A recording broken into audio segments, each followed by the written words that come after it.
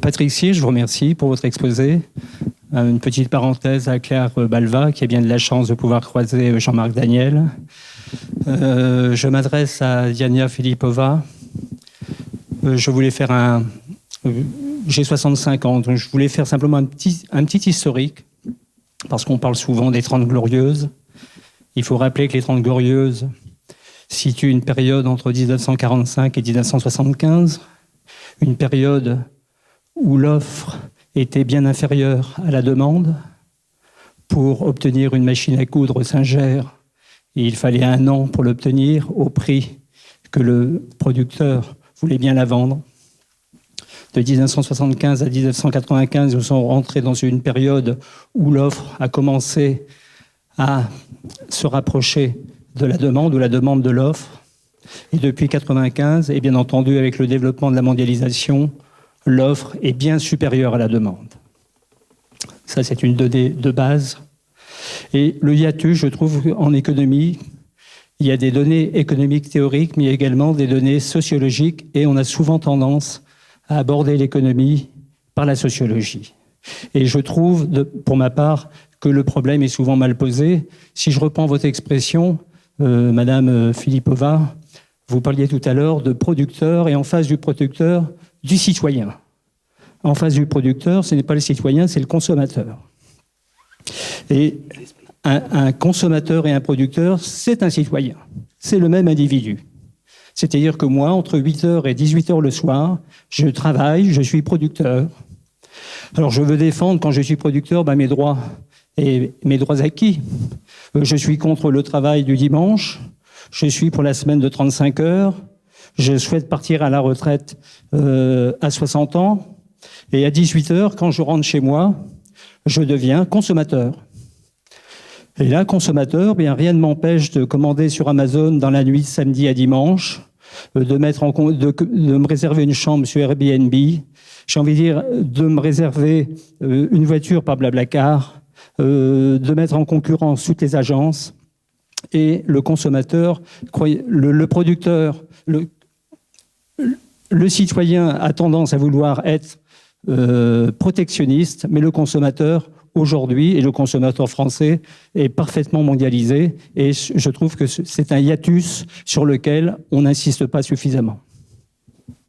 Peut-être une chose, en fait, vous n'êtes pas producteur de 8 heures enfin, c'est pas compartimenté comme ça, vous êtes consommateur aussi toute la journée, c'est pas parce que vous êtes au travail que vous n'êtes pas citoyen, en fait, tout cela est imbriqué, je suis d'accord avec vous, et je reproche justement au règne à l'économie reine aujourd'hui qui justement isole son champ de réflexion, isole les rapports de production.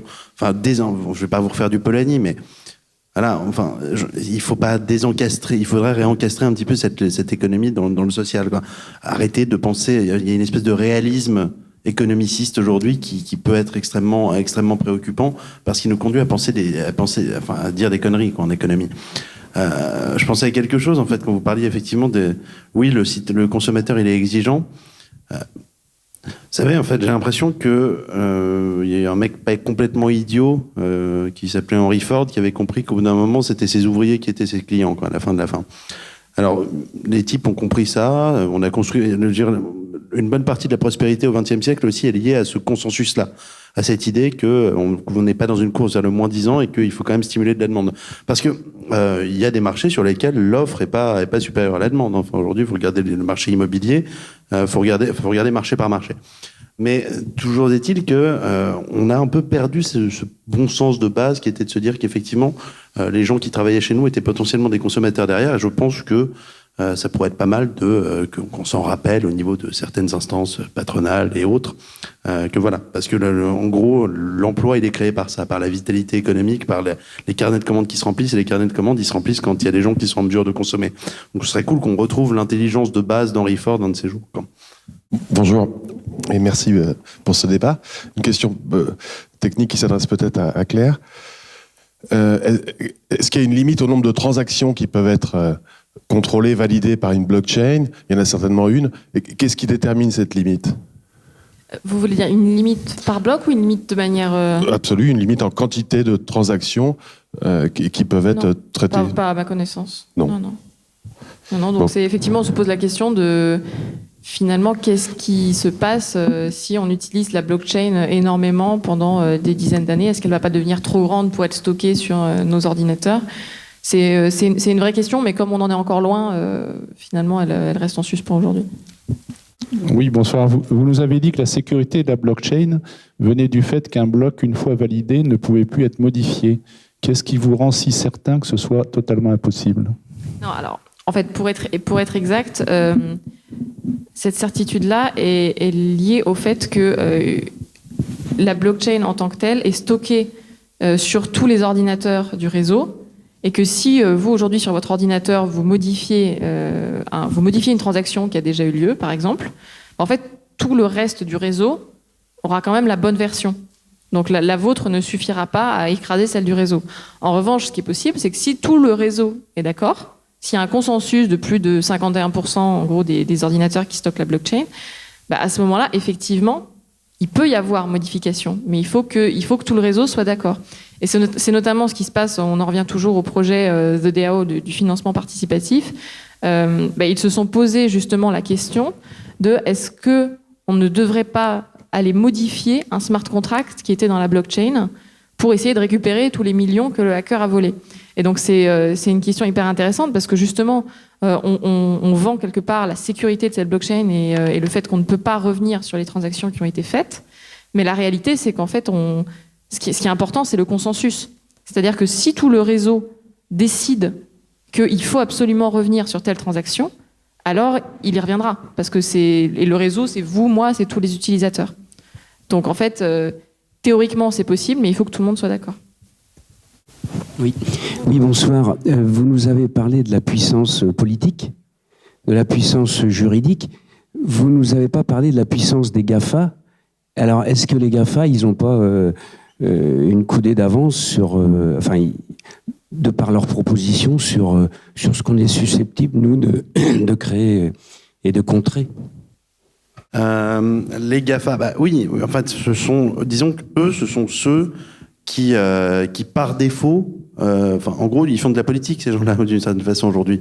Ce sont ceux qui comprennent, effectivement, comment on informe la vie des gens, comment on la transforme, comment on impacte. Enfin, ils ont un impact très concret sur l'existence quotidienne de millions de personnes.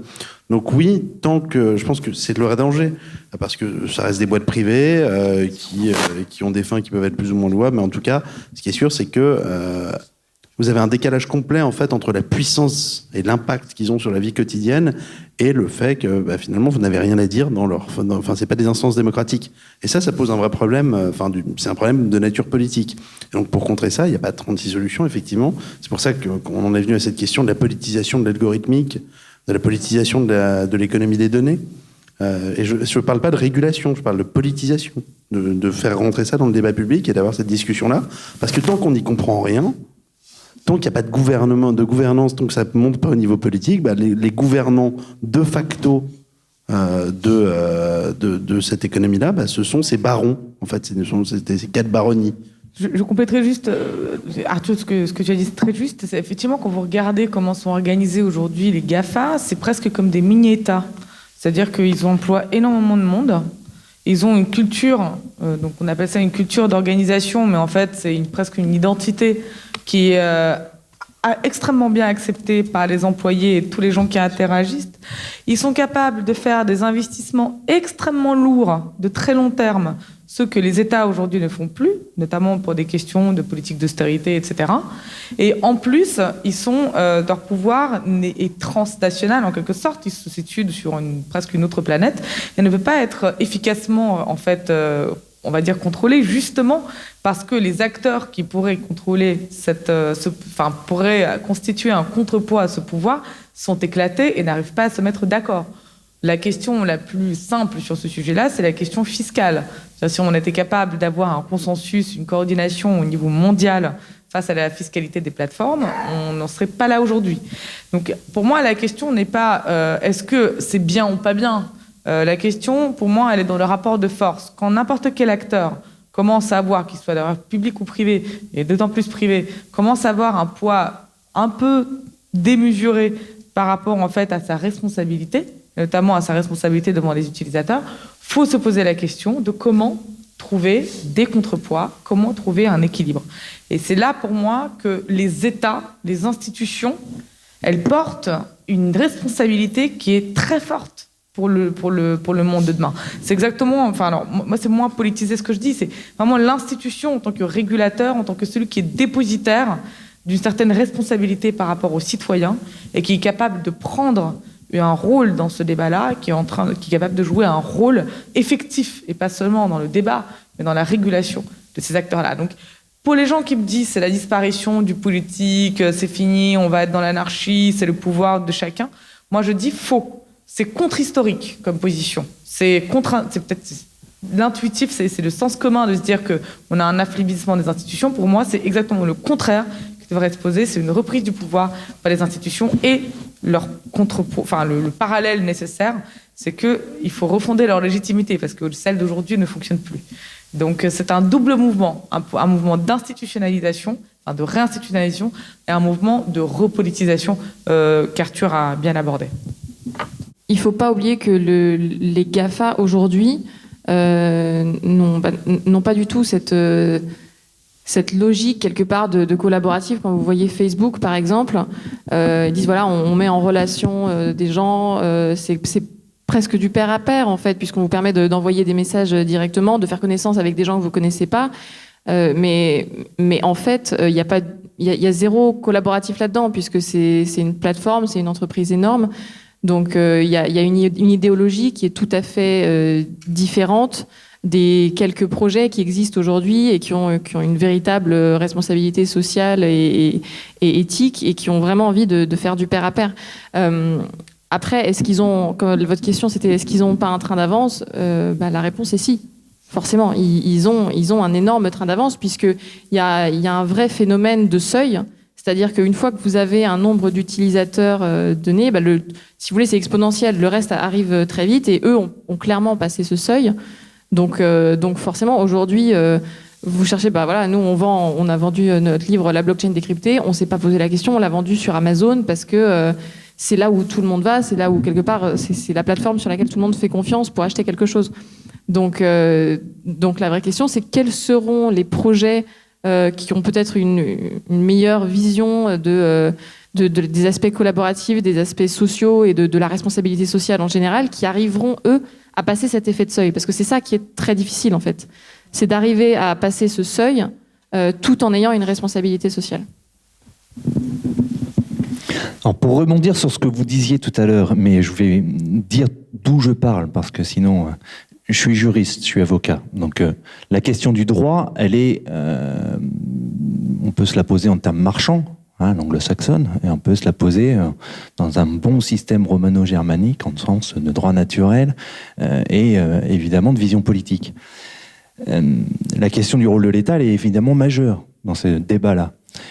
Est-ce que vous ne croyez pas qu'au-delà de la question du rôle de l'État, toutes ces technologies qui ont pu être, et vous l'avez dit d'ailleurs, prises pour de la technologie et comme un moteur de bien-être en réalité, on l'a vu comme ça, en réalité ne masque pas une nécessité absolue de revenir à une éducation qui soit une éducation classique, entre guillemets, c'est-à-dire, parce qu'on l'a vu, tous les débats, c'est la démocratie, c'est la question des masses. On sait que pour une blockchain, il faut qu'il y ait un consensus pour. Mais la démocratie, ça s'apprend. Et ça s'apprend comment ? Ça s'apprend depuis l'Empire romain. Enfin, voilà. Je veux dire, ce sont des questions qui sont intemporelles et dont aujourd'hui, j'ai l'impression, et c'est la question que je vous pose, que on cherche par la technologie à donner des tablettes à nos enfants, à leur apprendre, avant d'avoir appris à lire, à effectivement manipuler. Et est-ce qu'on ne gâche pas finalement ce qu'est une avancée technologique en sens de bien-être par le manque d'éducation de nos enfants sur les lettres classiques en particulier ? Alors, vous prêchez un converti, parce que je suis un ancien cagneux. Ma matière préférée était le grec ancien. Et aujourd'hui, pour me libérer de la technologie, je me suis mis à la moto, parce que c'est le seul moyen que j'ai de me déconnecter absolument. Oui, je suis d'accord avec vous. Je pense que aujourd'hui, la bonne éducation, je pense que c'est une connerie de mettre honnêtement, les gamins n'ont pas besoin qu'on leur mette des tablettes dans les mains à l'école. Je pense que effectivement, ça peut être un espace où on apprend à faire autre chose. Après, je vais faire un peu une réponse à la normande, bien qu'on soit en Vendée. Il y a un vrai problème d'éducation quand même, étant donné ce à quoi vont être soumis les gosses en termes de pratiques de consommation, étant donné les stimuli permanents, parce qu'aujourd'hui le modèle économique dominant sur le net, c'est l'économie de l'attention. Donc en gros, on vous trace, on prend votre double, vous savez, le fantôme, le double digital dont on parlait, et puis on lui balance des trucs en se disant ça il va bien aimer, ça il va bien aimer. Donc on peut rapidement se retrouver complètement enfermé par ce double déterminé auquel on ne se réduit pas. Donc ça pose un vrai sujet, ça pose un vrai problème de nature philosophique. Donc il y a effectivement une nécessité, à mon avis, d'emmener les enfants vers quelque chose, effectivement, enfin, les emmener vers la déconnexion. Je pense que la bonne éducation a une grosse part de déconnexion et que c'est une connerie fétichiste de se dire, oh là là, on va mettre des ordis dans les écoles et on va être super moderne, on va être tellement digital, ça va être super. Ça, c'est bête, effectivement. Et pour autant, il faut qu'il y ait, à mon avis, un vrai cursus, une vraie interrogation, une vraie avancée sur l'éducation aux pratiques de consommation, étant donné ce à quoi nos enfants vont être confrontés une fois qu'ils sont sur leur ordi, sur leur tablette et compagnie. Donc, c'est vraiment la réponse à la normande, mais ouais, je sais pas si c'est 75% de lettres classiques et 25% d'éducation aux pratiques saines de consommation en ligne, mais c'est peut-être ça, peut-être une question de dosage. Moi, je suis entièrement d'accord avec ce que tu dis, dans le sens où effectivement, si tout le monde a le droit de voter pour typiquement des projets de financement ou peu importe quoi d'autre, finalement tout ça s'apprend et ça doit s'apprendre dès le plus jeune âge, donc à l'école. Mais au-delà même du contenu de l'apprentissage, moi je pense qu'il faut aussi revoir tout le format. Puisque effectivement, bon, il y a l'introduction de la nouvelle technologie, etc. Mais pour moi, la technologie, en fait, c'est juste un outil. Et moi, je vois mes cousins qui sont plus jeunes, qui sont au collège. Eux, ça les rend fous de rester dans une salle pendant 1 heure avec quelqu'un qui explique de manière, tout simplement en faisant un monologue et en faisant des exercices. C'est plus du tout un format qui convient aujourd'hui pour des jeunes qui ont l'habitude d'essayer, de se tromper, d'essayer encore, etc. Même nous, je le vois, moi j'ai fait une école de commerce, j'ai monté mon entreprise ensuite et j'ai l'impression qu'il y a très peu de choses dans l'école et encore moins dans la prépa et dans le lycée avant qui m'ont appris le métier que je fais aujourd'hui. Et tout ça, je pense que c'est un enjeu puisque on n'est pas crédible aujourd'hui quand on fait un cours d'éducation civique aux enfants en leur disant c'est important d'aller voter. C'est pas du tout le sujet pour eux. Et je pense qu'il faut refonder l'éducation pour beaucoup plus l'axer sur des mises en situation réelles, par exemple. Donc voilà, je pense que votre question est très pertinente et je suis d'accord avec ce que dit Arthur, mais je pense qu'il faut carrément aller plus loin en fait. Oui. Moi, je pense que juste aussi pour compléter ce que tu disais, à la limite, on peut très bien concevoir des enfants qui savent pas parler, qui savent pas lire, qui sont incapables de comprendre quoi que ce soit ou comprendre le monde, qui savent par contre manipuler une tablette et du coup d'être de parfaits petits soldats. Complètement dédié à la productivité. Ça, si on tire à la limite un peu la dystopie, c'est ce qui risque d'arriver. Si on dit que finalement, pour la philosophie, la littérature, etc., ça ne compte pas. Bien au contraire. Encore une fois, c'est une question de contrepoids. Plus on arrive dans l'ère où les barrières à l'entrée à la maîtrise de la technologie sont faibles, elles sont aujourd'hui extrêmement faibles, plus il faut renforcer quelque chose qui est juste l'exercice de notre capacité de jugement et de critique par rapport à ce que ça permet. Et c'est pour ça qu'aujourd'hui, moi je pense qu'on va rentrer dans une société, encore une nouvelle société à 2 vitesses du niveau d'éducation.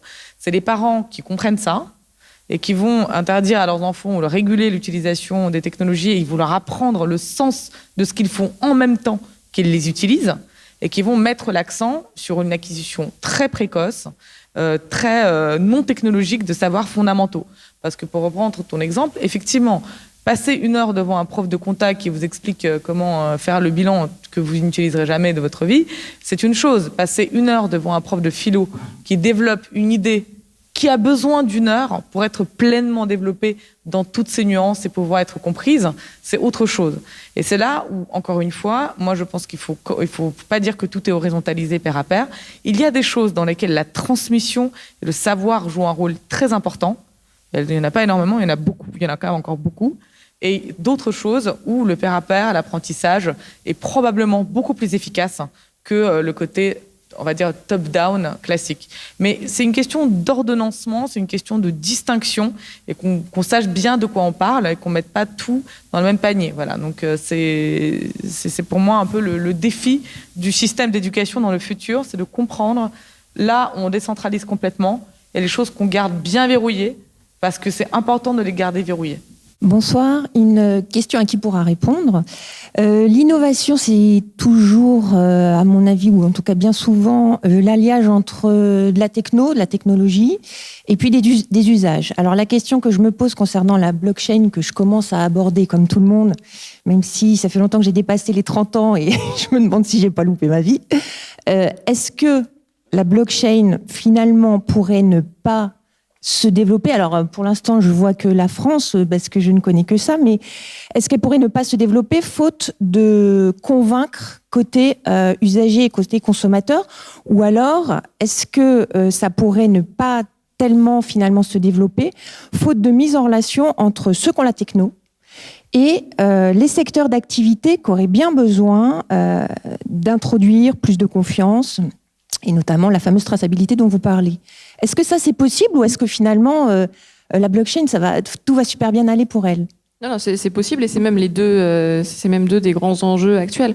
Effectivement, le premier, c'est l'usager. Enfin, moi, en tant que consommateur, quand j'utilise un service, j'ai pas envie de savoir la techno qu'il y a derrière. Quand j'envoie un email, le protocole qui gère mon email, ça m'est complètement égal. Donc, effectivement, l'intérêt de la blockchain, il sera sans doute là, mais il sera visible au travers d'une couche de services, que ce soit une plateforme internet ou autre, qui devra être fluide, parce que finalement le consommateur, ce qu'il veut, c'est un service qui va vite, qui est pas cher, qui est facile à utiliser, etc. Donc effectivement, la blockchain, c'est la techno qui est en dessous, mais ce qui va compter pour les usagers, c'est quelque part la surcouche qu'il y aura au-dessus. C'est l'interface avec lequel il interagira. Et après, sur votre question de comment amener la techno aux entreprises et aux secteurs d'activité, ça, ça a commencé déjà. Enfin, moi, j'ai cette impression justement en travaillant avec nos clients qui essayent de s'approprier cette technologie, mais ça va sans doute être long, et ça commencera par des expérimentations, des usages qui seront relativement simples, de simples transactions monétaires ou du registre.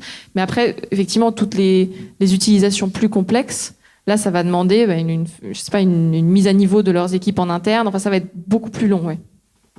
En fait, ça nous semble naturel aujourd'hui de penser à innovation, start-up et compagnie, mais en fait, on se rend pas compte que l'écosystème blockchain, il est hyper jeune, il est hyper récent, donc tout cela n'est pas encore structuré de la même façon. En fait, c'était pas forcément naturel. Enfin, aujourd'hui, le mode start-up qu'on a sur les autres secteurs du numérique, ça permet justement assez rapidement d'amener l'innovation au consommateur, d'optimiser les choses, d'avoir quelque chose d'utilisable. Et effectivement, généralement, le consommateur, il s'en fout pas mal de la technologie qu'il y a derrière. Et j'ai l'impression que, alors on a mené quelques expérimentations sur des trucs en blockchain au sein de WeShare, parce qu'on aime bien jouer un petit peu les cobayes parfois. Et certains des entrepreneurs, alors justement, je pense qu'il n'y a pas encore trop, enfin, on commence à voir apparaître des entrepreneurs de la blockchain, mais il y a encore un an et demi, 2 ans, enfin, c'était juste des nerds, quoi. Enfin, il n'y avait pas ça. Et donc, du coup, les types, la première fois nous, en fait, on a mené une expérimentation avec un truc qui s'appelait Backfeed, alors du coup, qui est un peu on hold maintenant, qui était en fait la continuation d'un autre projet, mais l'idée, en fait, c'était d'utiliser ça pour répartir, on va dire, les salaires, sans passer par une autorisation. On n'avait pas fixé d'échelle de salaire. En gros, on avait un budget sur un événement, des gens qui contribuaient à ça, et à la fin, ils s'évaluaient réciproquement. Enfin, tout au long du processus, ils s'évaluaient réciproquement, et à la fin, ça splitait les revenus de façon équitable, selon le principe qui était justement l'évaluation réciproque. Ça a pas dû... Déjà, en fait, ça tournait pas encore en blockchain, ce qui montre qu'effectivement, enfin, le back-end intéressait assez peu le consommateur final. Et en fait, il y a un truc, c'est qu'effectivement, on a remis de l'humain dans le truc, et les gens aiment pas forcément. Enfin, quand on demande aux gens de s'évaluer les uns les autres, parfois ils sont pas super chauds. Et donc ça n'avait pas été forcément anticipé par notre ami Matane, qui est plutôt physicien à la base. Hein, c'est pas sa faute. Et du coup, mais par contre, ce qui est marrant, c'est que lui, c'est pas forcément. Enfin, il a un petit côté entrepreneur, mais dès que ça a buté sur cette difficulté de, finalement, lui, c'est pas ce qui l'intéresse de résoudre ce défi entrepreneurial de tiens, les gens aiment pas s'évaluer. Lui, ce qui l'intéresse, c'est la techno. Et donc voilà, on commence à voir apparaître des entrepreneurs de la blockchain, mais voilà, faut laisser un peu de temps. C'est quand même super récent tout ça. En gros, pour résumer, il n'y a pas encore eu de Google qui a en fait converti cette innovation technologique qui était extrêmement spécialisée en fait et précise. C'était un truc de geek dans les années 90, qui était Internet au marché, quoi, qui sommes tous les utilisateurs aujourd'hui. Donc, et en fait, Google a quand même énormément changé le paysage et a infléchi dans un sens particulier ce qui est devenu Internet aujourd'hui. Donc aujourd'hui, avec le blockchain, pour moi, tout est possible. Parce qu'en fonction de cet acteur-là, ou d'ailleurs c'est pas forcément un acteur, ça peut être une série d'acteurs, il peut y avoir des échecs, enfin il n'y a pas un modèle qui va se reproduire forcément dans le futur, il n'y a pas de nécessité historique. En revanche, c'est ça qui va vraiment décider sur ce que ressemblera en fait le blockchain, ou en tout cas la forme qu'il prendra pour vous et pour moi. Et quel sera le business model dominant qui va aussi s'articuler sur le sujet. Comment vous pourriez-vous imaginer, grâce à la blockchain, le fait de ubériser Uber ou Blablacar? Parce que j'ai l'impression que cette technologie le permet, enfin, ou le permettra. Ça le permet dans le sens où, effectivement, on pourrait imaginer un système où on fait des transactions pair à pair et où imaginons avec Uber, chaque chauffeur décide de son tarif et avec un système en smart contract programmer donc une couche basse et ensuite du coup une plateforme où on est sur du vrai pair à pair et pas sur un système où vous avez un organe central qui automatiquement prélève forcément 20% sur les transactions et que le tarif s'étend et la plateforme fonctionne comme ça, etc. Après, ça n'existe pas encore. Alors ça existe. Il y a une startup qui s'appelle Arcade City aux États-Unis qui devrait sortir une version qui fonctionne sur blockchain, mais c'est pas encore prêt. Après, la question de la valeur ajoutée se pose. Puisque, effectivement, il y a toujours une plateforme au milieu. Enfin, vous interagissez avec une plateforme. Est-ce que, dans cet exemple-là, l'apport de la blockchain est suffisant pour se dire qu'on prend ça plutôt qu'Uber, finalement?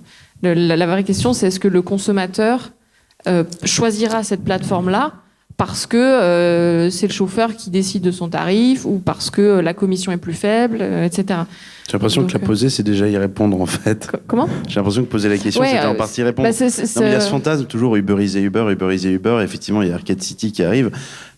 Mais effectivement, enfin, du point de vue consommateur, en gros, ça change pas grand-chose. Uber, les mecs, ils sont valorisés 70 milliards. Enfin, ils ont une certaine force de frappe. Je pense pas qu'ils vont se faire mettre sur le carreau demain, y compris même. Enfin, je pense qu'il faut faire gaffe avec ça. Je sais pas ce que t'en penses, mais je vois pas demain. Ça a été créé par typiquement Arcade City, ça a été créé par un ex-chauffeur Uber. Un ex-chauffeur Uber, ouais. Mais je sais pas. Enfin, je pense qu'en fait, on sous-estime quand même qu'il y a d'autres aspects. Uber ne fait pas que faire de l'intermédiation, quoi. Il y a du design, il y a à gérer la masse critique de, enfin, combien de chauffeurs vous mettez face à combien de passagers pour telle ville. Vous savez, enfin, le déploiement d'Uber, c'est pas un truc qui est mondialisé, en fait. Les mecs, ils y vont ville par ville. Et en fait, c'est pas scalable. En fait, faut pas croire que ces modèles-là sont, sous prétexte qu'ils sont numériques, sont des espèces de trucs éthériques qui flottent dans l'air et qui sont scalables automatiquement. Vous regardez, en fait, il faut y aller. Tel que l'exponentiel. Enfin, je veux dire, l'exponentiel, c'est quand même le mythe du numérique. Un chauffeur, enfin, il y a vraiment un excellent reportage sur comment Uber a conquis les villes. Ouais. Comment Uber a conquis les villes, en fait. Comment Uber a conquis Londres. C'était un article extrêmement long. C'est quand même un énorme marché qui était avec des barrières à l'entrée. C'est pas une question d'application. Et en fait, c'est un ancien banquier de Goldman Sachs qui s'était fait virer, qu'ils ont recruté, en fait. Donc, c'était un mec dans la ville qui a enfourché son vélo, qui allait distribuer des iPhones gratuits dans toute la ville pour convaincre les chauffeurs, et notamment les cabbies, les chauffeurs des cabs anglais, pour qu'ils soient sur Uber. Et en fait, pour compléter donc, la distribution gratuite d'iPhone déjà, et deuxième chose, pour essayer de contrecarrer l'absence d'activité critique et de volume dès le départ, ils leur payaient un salaire minimum horaire. Donc, quel que soit votre trajet effectif et le nombre de clients que vous avez, vous auriez reçu de toute façon 25 pounds par heure. Concrètement, pour moi, ça me rappelle le revenu universel plus du service public universel. C'est pas du tout ce qu'on s'imagine comme étant Uber, l'ultra-capitaliste qui est arrivé, qui a claqué des doigts et tout d'un coup, c'est devenu exponentiel. C'est un business physique avec c'est une guerre, c'est une acquisition personne par personne, corps à corps. C'est complètement corps à corps. Et c'est aussi un investissement extrêmement lourd. On en parlait tout à l'heure, celui que les États ne font plus. Et qu'une entreprise une start-up comme Uber, qui a de très très gros investissements en capitaux derrière, est capable de faire. Oui, bonsoir. Je vais essayer d'être un peu plus terre à terre parce que c'est vrai que ça survole. J'ai du mal à voir sur la concrétisation du dispositif. Moi, je suis agriculteur et puis je voudrais vous amener sur un sujet très concret de ce qui s'est passé cette année sur le problème climatique. Et ma question, c'est de savoir, entre des assureurs pour un agriculteur qui a perdu toutes ses récoltes par rapport à une collectivité qui a décidé d'inonder des parcelles dont c'est une responsabilité pour protéger des populations et on inonde des terres agricoles. Donc il y a un certain nombre de responsabilités qui sont partagées. Est-ce que la blockchain est capable de nous apporter des éléments de solution pour essayer de fédérer tout cela, pour apporter un dispositif qui, de par le numérique, nous apporterait, par le système satellitaire, pour observer tous les dégâts qui pourraient être occasionnés, déterminer les responsabilités des uns et des autres, de façon à ce qu'il y ait une réactivité pour indemniser l'agriculteur qui a perdu toutes ses récoltes. Alors, la blockchain, dans ce système-là, en fait, elle va gérer quasi uniquement l'automatisation. C'est-à-dire que tout le reste, en fait, l'enjeu, c'est pas la blockchain, ça va être les capteurs, ça va être les données du service de météo, ça va être l'intelligence artificielle. Ça va être comment est-ce qu'on va coder, quel smart contract on va coder, etc. Mais ça va pas être la blockchain elle-même.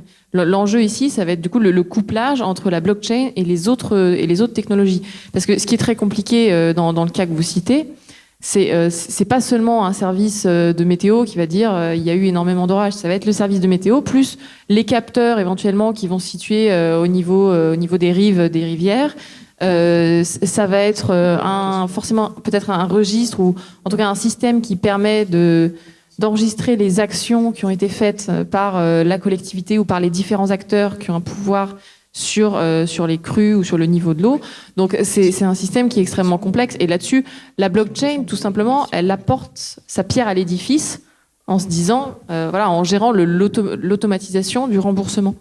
Mais en elle-même, elle va pas savoir qui a été inondé, comment, quelle collectivité a agi, etc.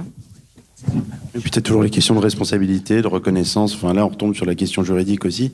Et là, ça s'automatise pas non plus, quoi, après. Donc, mais par contre, je sais pas, mais ça prend combien de temps aujourd'hui d'être indemnisé sur ce genre de choses? Je m'en rends pas compte. Ouais. Des mois. Oui, donc il y a le travail fait avec la maïf. Oui, donc il y a de la marge de manœuvre. Ça, mais la question, c'est est-ce que c'est des mois parce que les gens mettent des mois à se décider, ou est-ce que c'est des mois parce qu'il faut un mois entre la décision et le moment? Comment? Les deux. Okay. Ouais, donc déjà, si on peut passer de 6 à 2 mois, il y a déjà un petit progrès. Donc ça doit être jouable. Dans le cadre de la chaîne de responsabilité, on puisse la remonter de manière certaine et pouvoir dire la décision du préfet de tel département de lâcher à telle heure a pu produire telle ou telle conséquence. Là, la blockchain, elle a un intérêt parce qu'effectivement, elle sécurise de manière non corrompue, entre guillemets, le détail. Après, il y a toujours une interprétation possible sur la chaîne de responsabilité. Oui, bonsoir. Vous avez effleuré la question du bilan carbone de la blockchain. C'est des ordinateurs, si j'ai bien compris, qui font plein de calculs d'équations. Entre autres pour le Bitcoin, qui a une durée de vie limitée. Donc plus ça va consommer et moins il y aura d'argent qui va rentrer. Comment on va résoudre cette question-là? Pour moi, c'est juste l'économie la plus polluante au monde qui n'ait jamais existé. C'est un problème qui est lié à Bitcoin lui-même, enfin à l'architecture du Bitcoin plus qu'à la blockchain elle-même. Ouais. C'est un problème qui est lié au mécanisme de validation des blocs, qu'on appelle le proof of work, et qui en fait nécessite de dépenser une énorme puissance de calcul pour valider un bloc. En gros, l'idée, c'est que chaque mineur utilise sa puissance de calcul pour résoudre une équation du type f de x égale y. Il faut qu'il trouve x, et comme c'est une fonction aléatoire, ils doivent essayer tous les x possibles. Donc forcément, ça prend énormément de temps, et tout le monde le fait en même temps pour le même bloc. Donc forcément, c'est extrêmement énergivore, et en même temps, c'est aussi ce qui incite les gens à valider les transactions, puisqu'ils savent qu'en faisant ça, ils sont rémunérés. Donc la vraie question, c'est comment est-ce qu'on trouve un autre système qui permet d'inciter les gens à valider les transactions, à être rémunérés pour ça, sans résoudre ces problèmes cryptographiques. Alors justement, je parlais d'Ethereum tout à l'heure. Eux, ils travaillent sur un autre mécanisme qui s'appelle le proof of stake, où là, l'idée, c'est de se dire la probabilité que j'ai en tant que mineur de réussir à valider un bloc ne dépend pas de ma puissance de calcul, mais dépend du nombre d'Ether, qui est la monnaie d'Ethereum, dont je dispose. Ce qui fait que j'ai plus en fait à faire tourner mon ordinateur et à dépenser de l'énergie. Donc ça résout le problème écologique. En revanche, ça pose quelque part un autre problème un peu politique, qui est de se dire finalement ceux qui valident les transactions, c'est ceux qui ont le plus de la monnaie en question. Donc du capitalisme. Tout à fait. Donc voilà, ils sont en train de travailler à ce système et ils devraient l'implémenter d'ici 6 mois, il me semble.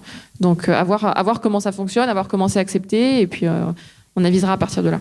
Moi, j'ai envie de rebondir sur la question, parce qu'effectivement, alors, on t'a parlé de la question du bloc de Bitcoin qui est particulière à Bitcoin, mais en fait, en vous écoutant, je me dis effectivement, d'un certain point de vue, on peut avoir l'impression. Alors, ce qui sécurise le système, c'est le fait que l'information soit partagée partout. Donc, du coup, c'est pas qu'elle est en double, enfin, elle existe autant de nœuds qu'il existe sur le système. Et ça, d'un certain point de vue, ça peut paraître extraordinairement inefficient. Alors, sur le Bitcoin, c'est pas forcément très grave, parce que je sais pas, le ledger de Bitcoin ne doit pas être très très lourd. Enfin, non, globalement, non, c'est quelques gigas, mais ça tient sur un disque dur sans problème. C'est quelque chose d'extrêmement simple. Mais si on s'imagine faire des applications complexes, un peu comme ce que veut faire Ethereum, où on imagine que tout d'un coup le truc est distribué. Enfin, je sais pas, hein, vraiment, je compte pas le temps. Mais en gros, Bitcoin et le registre de transactions, il est light. Alors, c'est pas forcément trop grave qu'il soit répliqué, qu'il existe en plein d'exemplaires et que ce soit d'un certain point de vue inefficient. Mais si on arrive sur des choses plus complexes qui demandent beaucoup plus de capacité de stockage, beaucoup plus de puissance de calcul, est-ce que effectivement c'est pas un sujet qui pourrait se poser à terme? C'est un sujet qui pourrait se poser à terme. Après, ce qu'il faut pas oublier, c'est qu'à aucun moment donné, vous stockez des vrais documents. Vous stockez jamais une photo, une radio, un document PDF dans la blockchain. Hein. Vous stockez que des chiffres et des lettres. C'est ce que tu disais sur le hash tout à l'heure. Donc effectivement, la question peut se poser si on imagine que on met des smart contracts hyper lourds dans la blockchain. Après, aujourd'hui, la question se pose pas du tout parce qu'on a encore de la marge. Mais effectivement, peut-être que d'ici 5 ans, il faudra vraiment se la poser. Ouais. Vous pouvez revenir sur le point précédent qui consiste à sélectionner ceux qui vont pouvoir faire les modalités de validation. Vous avez fait une petite remarque en disant finalement c'est capitaliste, puisque c'est ceux qui ont le plus de points. Alors je suis très surpris parce que le départ de la discussion un peu évangélique était on va inventer un nouveau monde, on découvre l'outil et au bout d'1 heure et demie de conclusion, finalement on se rend compte que ça redevient capitaliste. Il faut revenir à la lutte des classes en fait. On va redevenir marxiste à l'orée de l'économie collaborative. Ouais, alors Après, c'est sûr qu'il y a un aspect capitaliste, mais en même temps, on est toujours dans une phase vraiment d'expérimentation où le système qui marche le mieux n'a pas encore été trouvé. Donc là, on voit qu'avec Bitcoin, on dépense beaucoup trop d'énergie. Bon, finalement, on teste un autre système. Il faut bien qu'on trouve un moyen pour inciter les gens à valider les transactions. Et comment est-ce qu'on... Finalement, le fait de dire c'est celui qui a le plus d'Ether qui a plus de chances de valider la transaction, ça incite aussi les gens à participer encore plus au réseau en achetant plus d'Ether et donc ça aide à faire grossir le réseau. Après, c'est sûr que ça pose un problème en se disant finalement qu'est-ce qui se passe qu'est-ce qui se passe si quelqu'un a plus de 50% des Ethers? Je pense que là, on arrivera au même mécanisme que tout à l'heure avec la puissance de calcul, c'est de se dire cette personne-là enverra un tel mauvais signal au réseau que le cours chutera et qu'il n'aura aucun intérêt à détenir plus de 51% des Ethers. Après, c'est sûr, le problème politique, le principe même de se dire si je suis plus riche, alors j'ai plus de pouvoir, ça c'est sûr que c'est une idéologie dont sont pas fans certains bitcoiners par exemple, mais en même temps jusqu'ici on n'a pas encore trouvé mieux, donc l'objectif c'est aussi de tester et d'améliorer ce système pour trouver ce qui marche. D'une certaine façon, je crois qu'il y a 60 personnes dans le monde qui détiennent autant que les 50% les plus pauvres. Donc ça peut tenir, en fait, le système, il peut tolérer un niveau d'inégalité en apparence insupportable, en tout cas dans le monde, mais on ne sait pas ce qui peut se passer dans le blockchain. Mais c'est vrai qu'il y a un truc marrant, mais après, il y a autant de façons de valider les transactions que, enfin, je sais pas, par exemple, quand on pensait à l'Azouz, l'idée c'était que c'était pas ce qui faisait qu'on minait, c'était qu'on se retrouvait ensemble dans la même voiture, donc c'était assimilé du covoiturage, et donc là, du coup, c'est comme ça qu'en fait, on minait pas par de la puissance de calcul brute, ou on minait pas en fonction de ce qu'on avait, des sous qu'on avait, des unités monétaires dont on disposait. Il est possible d'imaginer d'autres choses, mais c'est vrai que se dire, enfin, je suis d'accord que on réinvente un peu la roue quand on se dit c'est le nombre d'Ethers dont on dispose qui détermine, ça s'appelle de l'actionnariat. Elle est intéressante votre réponse, on n'a pas trouvé mieux parce que c'est la réponse des capitalistes depuis des décennies. C'est vrai. Alors finalement on a un discours d'introduction qui porte assez fortement, un peu prophétique sur nouvelles technologies. Edgar Morin dirait premier biais cognitif, l'illusion de la solution par la technologie. Et finalement, on reboucle sur, finalement, on n'a pas trouvé mieux. Donc, richesse développée par un outil qui n'est plus la monnaie, mais qui est une autre forme de monnaie. Et finalement, on n'a pas trouvé mieux. Et la vraie question que ça me pose derrière, c'est quelle est notre capacité, alors là, je fais plus confiance à l'intelligence humaine qu'au calculateur, de trouver mieux. Non, mais ce qu'il faut quand même pas oublier, c'est que là, typiquement, Ethereum qui réfléchit à un nouveau modèle de minage, Ethereum, ils existent vraiment depuis une année, une grosse année. Donc c'est pas non plus comme les capitalistes qui sont là depuis 50 ans et qui disent on a trouvé mieux. C'est quand même un écosystème qui émerge et qui a commencé à réfléchir il y a 1 an et demi. Donc effectivement, tout est encore à construire. Et c'est pour ça que moi je suis pas du tout, je suis pas sceptique quant au potentiel de la blockchain à trouver une manière de valider ces transactions, d'autant plus qu'il n'y a pas qu'une blockchain. Là, je parle d'Ethereum, mais vous avez aussi NXT qui propose des solutions pour les institutions financières qui sont extrêmement intéressantes. Vous avez plein de blockchains différentes et tout ça a émergé. Bitcoin existe effectivement depuis 2008, mais en fait, la hype blockchain qui est arrivée, qui du coup a déclenché toute cette réflexion de l'écosystème, est arrivée il y a 1 an et demi. Donc, alors je dirais, pour répondre rapidement aussi, vous parliez d'Edgar Morin et des biais cognitifs. Je pense qu'il y a plusieurs biais cognitifs. Et généralement, un exemple permet de réfuter une pensée systématique, pas de la prouver. Donc attention à ne pas zoomer sur ce petit point sur Ethereum qui est un exemple parmi d'autres pour sauver le capitalisme conceptuellement. Après, je pense que si vous avez, je pense que alors j'aimerais pas vous avoir donné le sentiment qu'on avait une vision de solutionnisme technologique, et moi je n'ai pas du tout une vision messianique de la technologie. Je pense que justement, sur les discussions qu'on peut avoir avec Diana là-dessus, c'est justement qu'il faut, la technologie, elle doit être remise à sa place et remise aussi en question dans les jeux institutionnels et dans les relations de pouvoir, de domination. Donc on est d'accord, je pense qu'on est bien d'accord là-dessus. Oui. En gros, comme dans n'importe quel écosystème qui est en train de se structurer, dans le blockchain, comme c'était le cas dans Internet, vous avez plusieurs courants de pensée. Et en gros, pour résumer, vous allez avoir des gens qui vont être partisans de l'anticapitalisme, d'autres qui vont être purement capitalistes. Donc en gros, ceux qui vont jouer avec le système et ceux qui vont essayer de réinventer le système. Alors qui a raison, qui a tort? Moi, j'avoue que cette question m'intéresse beaucoup moins que qu'est-ce qu'on va faire ensemble pour justement le changer, ce système-là. Que ça soit de façon brutale ou progressive d'ailleurs. Et ces alliances entre les différents, on va dire, acteurs et leur capacité à se parler et à faire taire leurs différences idéologiques quand il s'agit en fait de conquérir un but commun, ou d'atteindre un but commun, c'est ça qui, à mon avis, va déterminer aussi au sein du blockchain, comme au sein de l'écosystème de start-up, comme au sein de tout ce qui était Internet dans les années 90, notre capacité à passer à l'échelle, parce que c'est ça qui compte. Donc, le blockchain peut être extrêmement judicieuse et vertueuse, et si elle ne fonctionne que dans 0,0001% des cas et intéresse très peu de monde, finalement, son potentiel d'innovation et de disruption est relativement limité. Donc, c'est comment on bascule on bascule un peu à un niveau au-dessus. Et ça a tout à faire. Et qu'est-ce que vous avez envie, vous, par rapport au capitalisme? C'est le supprimer carrément, le réformer, le faire évoluer? Très, très clairement, de le faire évoluer vers quelque chose qui soit plus responsable et qui vise pas uniquement à faire des profits, mais aussi à améliorer la vie des gens. Mais ça pour le coup, c'est quelque chose qui peut pas se faire du jour au lendemain, qui va vraiment se faire sur le long terme et qui se fait surtout, à mon sens, par l'éducation qu'on donne à la fois aux enfants, mais aussi aux étudiants en général. Moi, j'attends avec impatience le jour où en école de commerce, on nous explique que le but dans la vie, c'est pas de faire des profits. Donc, je pense qu'il y a plusieurs avatars du capitalisme. En fait, il n'y a pas le capitalisme qui existe sous une forme unique et intangible depuis 500 ans. Vraiment, vous regardez le capitalisme naissant de la Renaissance italienne, vous regardez le capitalisme industriel et vous regardez l'état du capitalisme aujourd'hui, on parle pas tout à fait de la même chose. Donc, il s'incarne. Il a différents avatars, le capitalisme.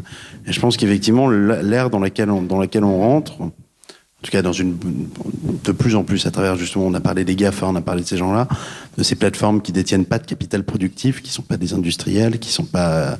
J'ai l'impression que la détention, c'est ce que Yann Moulier-Bouton appelle le capitalisme cognitif. Et là, c'est un capitalisme où c'est pas la détention des moyens de production qui est la clé qui est le truc qui est la clé de voûte du système, mais plutôt la maîtrise des canaux d'information. Ça pose des questions. Ensuite, pour moi, on a parlé un petit peu, Diana a évoqué un petit peu le sujet du fait que le travail salarié de masse était peu à peu grignoté et qu'on voyait apparaître de nouvelles formes de travail indépendant, alors plus ou moins subordonné, mais qu'en gros, le consensus qui s'était structuré autour du salariat de masse était un petit peu attaqué aujourd'hui. Je pense que c'est un sujet important parce qu'en fait, on l'oublie souvent, mais le salariat, quand il s'impose, quand il commence à s'imposer au cours des 2 précédentes révolutions industrielles, il est vu au départ comme un phénomène très régressif. Il est vu comme une condition indigne. C'est lié à la condition ouvrière. Et la CGT n'a supprimé la revendication d'abolition du salariat qu'à la toute fin du XXe siècle. Donc aujourd'hui, on assimile à quelque chose de formidable, mais en fait, le salariat, c'est le capitalisme. C'est parce qu'il y a des gens qui sont payés pour fournir leur travail que d'autre côté, disons que c'est le capitaliste et le salarié sont les 2 faces d'une même pièce. Et du coup, ma question, c'est est-ce qu'on peut encore parler de capitalisme quand justement c'est plus les moyens de la détention des moyens de production qui est la clé de voûte du système, et quand le travailleur n'est plus un salarié. Je sais pas, en fait. J'ai l'impression qu'on rentre dans une espèce de période de chaos conceptuel. Si vous voulez, je pense que le capitalisme, c'est une façon de penser les choses, c'est un système de pensée, c'est une façon d'envisager les choses, et donc je me verrais pas faire tomber le capitalisme. Par contre, moi, aujourd'hui, je suis quand même assez préoccupé par le problème, à mon avis, urgent que posent des inégalités croissantes. Je pense qu'on a un gros problème de cohésion sociale et que ça va pas s'arranger avec certaines des choses qu'on a pu décrire ici.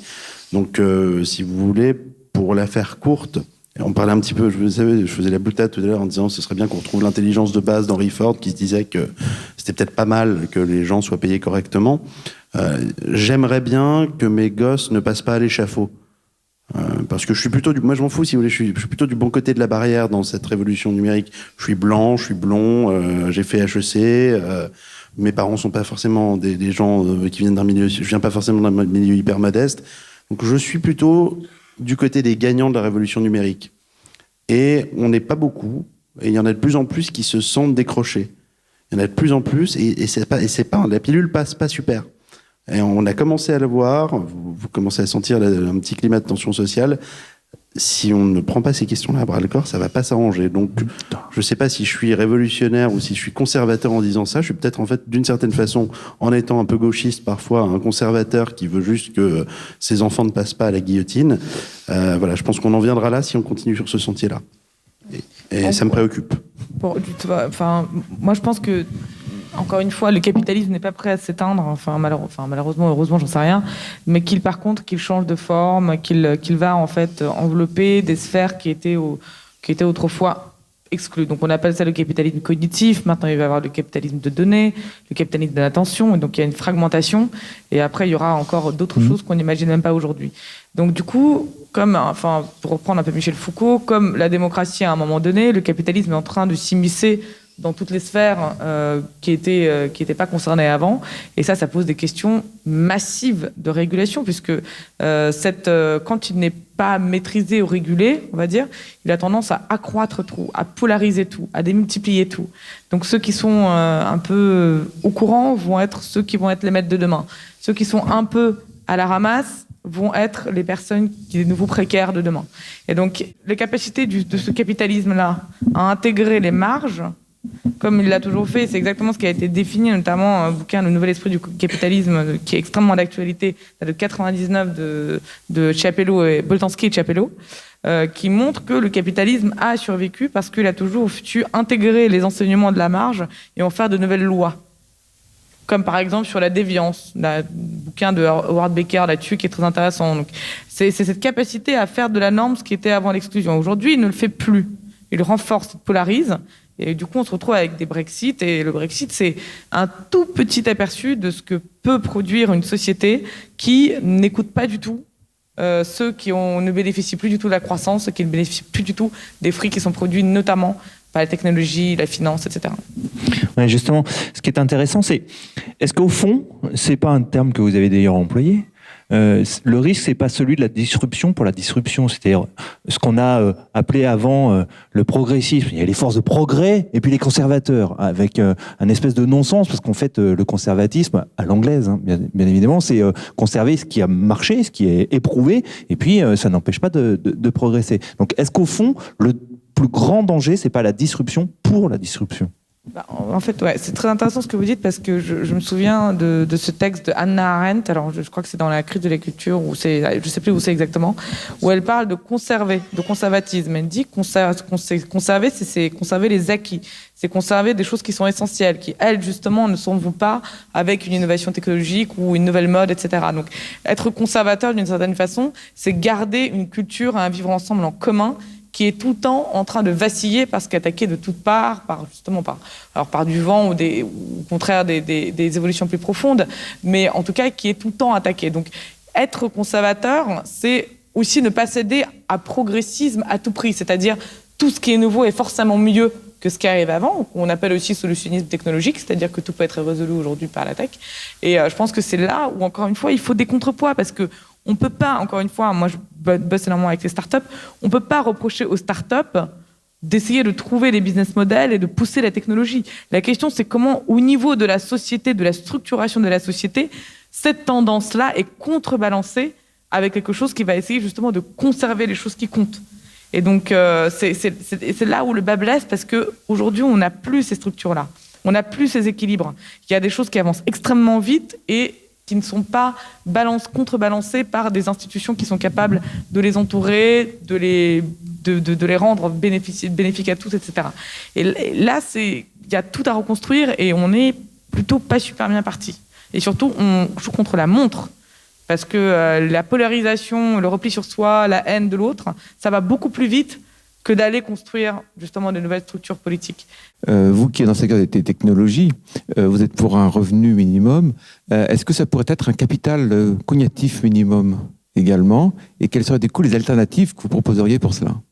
Je ne sais pas quelle forme ça prendra. Vous parlez d'un capital cognitif. Qu'est-ce que vous voulez dire par là, en fait? Parce qu'on est revenu sur un discours du capitalisme du côté des richesses. Mais au regard du discours que vous venez de tenir sur effectivement les populations qui décrochent par rapport à cette technologie, la question qui se pose, c'est soit c'est un revenu financier minimum, soit c'est un revenu d'accès à la connexion et donc de connaissance des réseaux minimum qui permettent de trouver sa place dans le monde. Alors, et du coup, c'est quoi les alternatives, les possibilités pour construire ce monde qui fasse qu'en dehors de la question financière, il y a aussi l'accès à l'information et à la connexion? On est bien d'accord. En fait, il faut faire attention justement. Le revenu de base, c'est souvent l'argument massu qu'on sort comme ça, comme si c'était une espèce de, comme si on réduit la pauvreté au fait de plus avoir d'argent sur son compte à la fin du mois. C'est effectivement généralement les gens qui se retrouvent dans cette situation, c'est ce qu'ils vivent le plus durement et le plus immédiatement, mais la pauvreté, c'est pas que ça. C'est effectivement la faiblesse du capital social, du capital culturel, de tout un ensemble de choses. C'est un phénomène complexe, la pauvreté. Et donc oui, il faut faire attention, parce que vous savez que le revenu de base est quelque chose... Alors déjà, rien que le mot revenu de base est un petit peu particulier. Moi, je préfère parler de revenu d'existence, parce que je trouve qu'il y a un risque, effectivement, de dire, écoutez les gars, maintenant, on vous a filé 500 € à tous, donc démerdez-vous. Je m'en lave les mains. C'est en mode Ponce Pilate. Il y a cette version, il y a cette idée du revenu de base qui est dans l'air. Il y a une version très libérale du revenu de base qui est un petit peu celle-là. Et il y en a d'autres. Donc, bien sûr, ne surtout pas réduire justement face aux enjeux auxquels nous sommes confrontés, la population qui décroche, de plus en plus de gens qui ne profitent pas de la croissance, qui profitent pas des connaissances produites non plus, effectivement. Ne pas faire de même que l'imprimante 3D va pas remplacer les usines, de même que la blockchain va pas remplacer toutes les institutions et toutes les organisations humaines existantes, de même le revenu de base ne suffira pas à lutter efficacement contre les inégalités. C'est un moyen, un truc qui s'imbrique dans un système qui doit être, dans une pensée qui doit être beaucoup plus large. Et j'ai envie de vous dire, malheureusement, c'est ce qu'on appelle une pensée politique. Et là, on est un peu short en ce moment, quoi. Bonjour, moi j'aimerais vous poser une question, et c'est une question sur la data. Est-ce que vous avez des exemples concrets de data plus automatisation blockchain? Parce qu'on voit, par exemple, l'année dernière, on a eu un gros hype de la data. On constate qu'on a récupéré beaucoup de données justement sur cette data, mais le problème c'est de valider cette data, de certifier cette data. Et est-ce que justement la blockchain pourrait permettre de certifier cette data? Non, alors la blockchain n'authentifie pas la donnée. Tout simplement. C'est un peu comme avec l'exemple du faux diplôme, en fait. La blockchain n'est pas capable de dire oui, cette donnée est vraie, oui, cette donnée fonctionne. La blockchain peut simplement prendre votre donnée et c'est un peu comme un tampon, quoi. C'est-à-dire que vous mettez un tampon en disant voilà, tel jour à telle heure, votre donnée existe. C'est simplement ça. Après, on peut imaginer des systèmes de smart contracts qui, quand vous contractez avec la personne qui vous donne ces données, vont automatiquement vous donner la liste qui s'était engagée à donner, etc. Mais authentifier la donnée elle-même, ça, la blockchain ne le fait pas. Et surtout, la donnée brute elle-même a assez peu de valeur. Hein. Les données que vous utilisez sont toujours un petit peu travaillées. On a parfois l'impression que c'est aussi des espèces de trucs assez vaporeux qui flottent, mais il y a un choix éditorial généralement derrière. Quand on choisit de traiter telle ou telle donnée, en soi, un pool de données sur lesquelles vous n'avez pas travaillé, ça veut rien dire, ça donne rien. Et ça, je pense pas que ça puisse être automatisé dans l'immédiat. En tout cas, pas par. Si ça peut être automatisé, le traitement de données, il y a une part d'automatisation de traitement de données aujourd'hui, mais c'est pas la blockchain elle-même, je pense, qui peut être. Ce serait du machine learning ou de l'intelligence ça se fait via du deep learning, du machine learning, ce genre de choses. Il y a des grosses avancées là-dessus, mais on est effectivement hors du champ blockchain. Et ça existe toujours un boulot considérable. Vous avez aujourd'hui, vous avez peut-être entendu parler du concept de digital labor. Vous avez, en vrai, en ligne, il y a une espèce de sous-prolétariat. On en revient à utiliser des termes assez anciens. Il y a une espèce de sous-prolétariat du net aujourd'hui qui qualifie les données, qui tag des photos. Ça peut être vous, d'ailleurs, parfois sans le savoir, avec des systèmes comme reCAPTCHA. Donc oui, la donnée, c'est un truc qui se travaille. C'est un minerai qu'il faut un peu tailler. C'est comme un diamant brut. Vous venez sur le point précédent, vous venez de dire qu'il faudrait tempérer en fin de compte l'innovation par un pouvoir politique qui serait capable de réguler. J'entends souvent ce mot, la régulation. Je crois, excusez-moi d'être en désaccord avec vous parce que le combat est perdu d'avance. Je vous renvoie à Schumpeter, la création destructive. Et je reviens à des exemples comme celui de Claire Balva qui parlait tout à l'heure, alors il y a 4 ou 5 points en arrière, où on voudrait ubériser le service Uber sur la chaîne, la chaîne, c'est-à-dire y apporter une donnée, une prise de conscience éthique sur un prix. C'est-à-dire que nous aurions un chauffeur Uber qui serait mieux rémunéré à partir du moment où on passerait par la blockchain par rapport à un service Uber privé. Moi, la question que je me pose, le consommateur, lequel choisit-il ? Ça me fait penser à une petite anecdote. Je vivais dans une commune de 1300 habitants et un beau jour, on était heureux, une épicerie s'est ouverte. Et on s'est dit, enfin une épicerie dans notre commune. Formidable.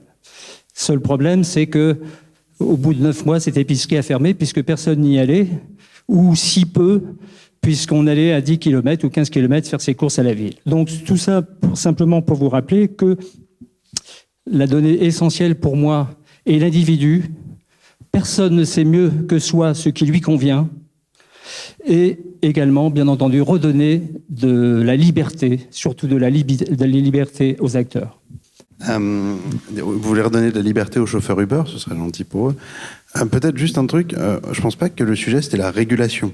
C'était une réflexion un petit peu plus méta, je pense, sur la nécessité parfois dans la régulation, c'est un mot très connoté en fait. Ouais, il ne s'agit pas de réguler, en fait, il s'agit de voir ce qu'on garde et de voir ce qu'on garde pas. Je vous donne un exemple, par exemple, la licence de taxi, on est d'accord, ça sert plus à rien. Donc on trouve un moyen d'en sortir et compagnie parce que tout le monde, ce qui justifiait l'existence de la licence de taxi, le fait d'avoir besoin de valider l'identité de la personne, d'être sûr de pouvoir un petit peu le tracer, le fait de savoir que quelqu'un connaissait la ville, ils ont tous un GPS aujourd'hui, donc on s'en fout. Donc aujourd'hui, effectivement, il faut sortir de ce truc-là. Donc le combat Uber-taxi, évidemment, si on le prend sous cet angle-là, c'est pas à garder. Par contre, il me semble qu'il y a d'autres choses à garder, et parfois, garder quelque chose, ça implique de transformer. Je vous donne un exemple, la protection sociale. C'est un truc, à mon avis, à garder. Si vous avez de plus en plus de travailleurs indépendants, aujourd'hui, c'est en train de monter. Hein, on a plus de 26% de travailleurs indépendants en France, entre 2008 et 2011, hein, d'après l'INSEE.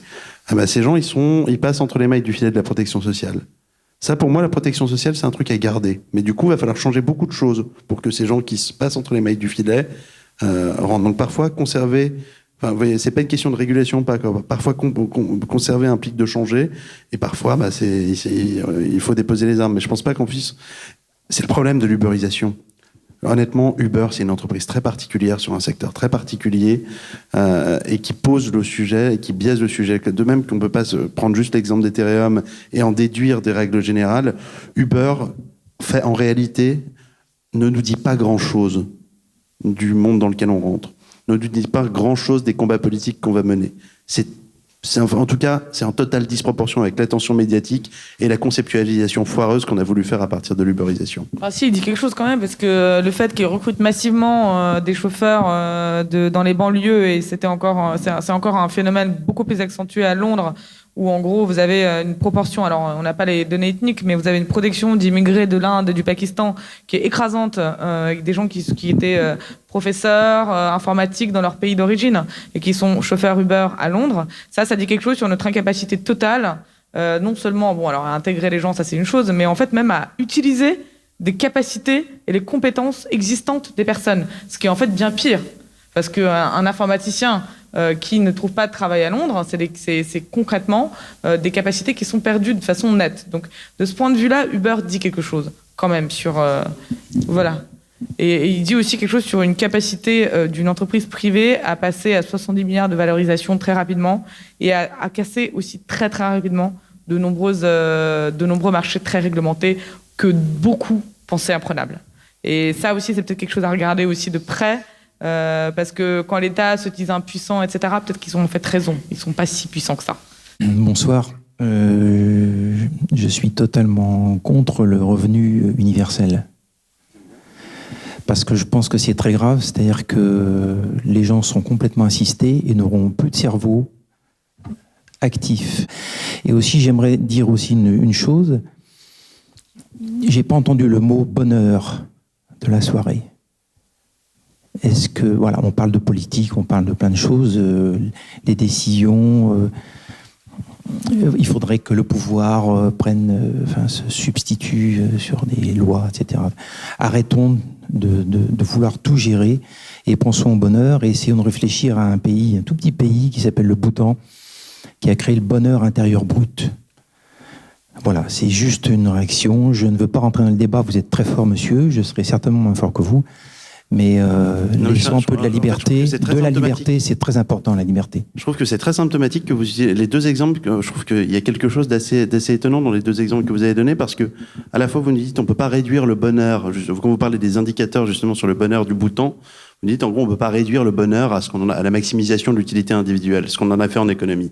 Vous dites c'est plus compliqué que ça l'être humain. Et en même temps, de l'autre côté, vous nous dites que si on ne travaille pas en ayant le couteau sous la gorge, enfin en ayant la menace en étant intégralement dépendant économiquement du travail, finalement on va devenir débile. Vous savez, moi quand j'étais à l'école, j'étais pas payé pour travailler. Je suis devenu beaucoup plus intelligent qu'en étant dans des feuilles Excel, dans des boulots que j'ai eu par la suite, à mon avis. Donc je pense qu'on peut pas réduire non plus. Le travail n'est pas toute l'activité intellectuelle, et il y a beaucoup de choses qu'on ne considère pas comme du travail, des activités. Je sais pas, pour moi, élever ses gosses, c'est quelque chose d'important. C'est pas comptabilisé comme du travail, ça n'a pas de valeur économique. Il y a plein d'activités comme ça dans la société qui ne sont pas assimilées à du travail, et si on ne les a plus demain, la société s'effondre. Donc voilà, je pense que ça justifie quand même d'avoir une réflexion sur. Voilà, je pense pas. J'ai pas peur de l'assistanat. Vous savez, je pense que les gens, quand ils ont du temps libre, s'occupent. Vous savez, Wikipédia, ce grand bien commun qu'on utilise tous. Vous savez qui le fait en majorité, qui sont les contributeurs?